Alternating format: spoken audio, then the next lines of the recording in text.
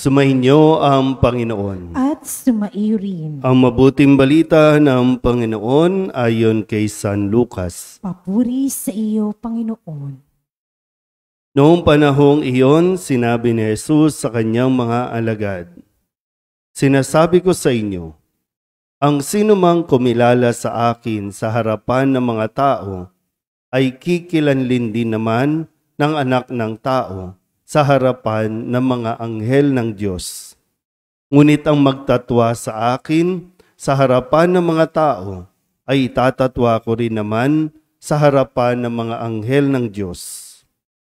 Ang sinumang magsalita laban sa Anak ng Tao ay mapapatawad, ngunit ang lumait sa Espiritu Santo ay hindi mapapatawad.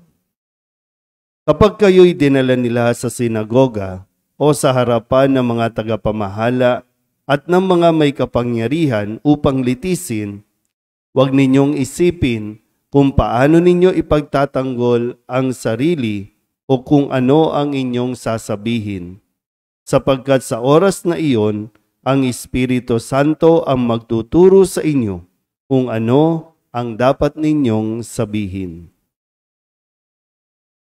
Ang mabuting balita ng Panginoon. Pinupuri ka namin, Panginoong Hesus Kristo. Isang mapagpalang umaga po sa inyong lahat. Ngayon po ay Sabado ng ika-28 linggo sa karaniwang panahon. Atin po munang balikan ang atin po mga narinig na salita mula kay Kristo na ipinahayag sa atin pong mabuting balita. Nung Lunes, ginulat po tayo ng mga salita ni Jesus nang sabihin ni Jesus, napakasama ng lahing ito. Bakit ba nasabi ni Jesus na masama ang lahing ito? Yun ay dahil patuloy nilang hindi kinikilala si Jesus. Patuloy nilang nire-reject sa pamamagitan ng paghingi ng mga palatandaan na siya ba talaga ang anak ng Diyos? Siya ba talaga ang Mesiyas? Pero wala nang ibang ipinakita si Jesus. Bagamat ito po yung nasabi, no? Napakasama ng lahing ito. Nung Martes, nung pinaalala din sa atin, no, kung paano pinaalalahanan niya ang mga Pariseo at mga Iskriba, ang sabi po dito, inuhugasan ninyo ang labas ng tasa at pinggan, ngunit ang loob ninyo'y punong-puno ng kasakiman at kasamaan. Hindi tayo pwede maiwan sa panlabas dahil higit na kailangan nating suriin ang panloob natin, yung nangyayari sa kalooban. No?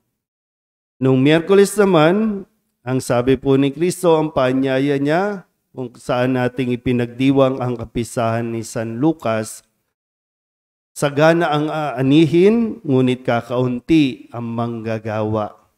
Kailangan po ng mga manggagawa, mga hindi lang basta manggagawa, kundi mga tapat na manggagawa para po sa gawain ng Diyos, para sa gawain ng pagpapahayag ng mabuting balita at paghahatid ng kapayapaan.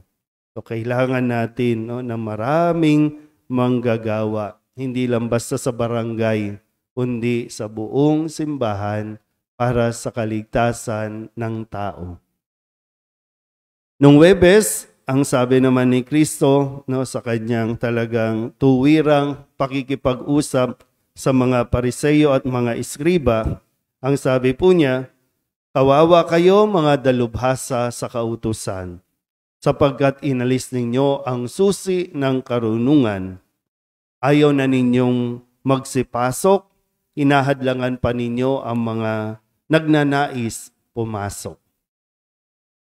Kahapon, Biyernes, ang sabi naman sa atin, mag-ingat kayo sa libadura ng mga Pariseo. Ito'y ang pagpapaimbabaw. Sinabing pagpapaimbabaw, pakitang tao lang. No? Pag sinabing pagpapaimbabaw, pagkukunwari. Yung mahilig na kumuha ng atensyon. no? Yung kulang sa atensyon, kulang sa pansin. Kaya lahat gagawin nila para lamang makuha nila ang atensyon ng tao at nawawala doon sa atensyon na dapat matutunan ang kautusan ng Diyos, ang pinakapuso ng utos ng Diyos. At ngayon, isang napakahalagang mensahe muli, no, tungkol sa Espiritu Santo.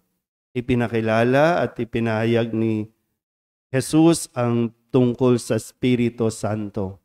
Kaya nga sabi niya, ang sino mang magsalita laban sa anak ng tao, mapapatawad, kayang patawarin. Ngunit ang lumait sa Espiritu Santo ay hindi mapapatawad. Parang sinasabi sa atin, okay lang kung sa akin, okay lang. Kung gusto nyo kong siraan, kung gusto nyo kung ano man ang gawin ninyo, mag-sorry ka lang, okay. Madaling patawarin niya ng anak ng tao. Pero wag na wag sa Espiritu Santo. Na mismong ipinahayag dito, no? Walang kapatawaran kapag nilait natin, kapag binastos natin ang Espiritu Santo. Sana po maging malinaw itong bagay na ito, no, na atin pong, kung saan din nakasentro ang ating pananampalataya, Ama, Anak, at Espiritu Santo. At nakilala na, no, kung paano tayo dapat na kumilos sa harapan din ng Espiritu Santo. Amen?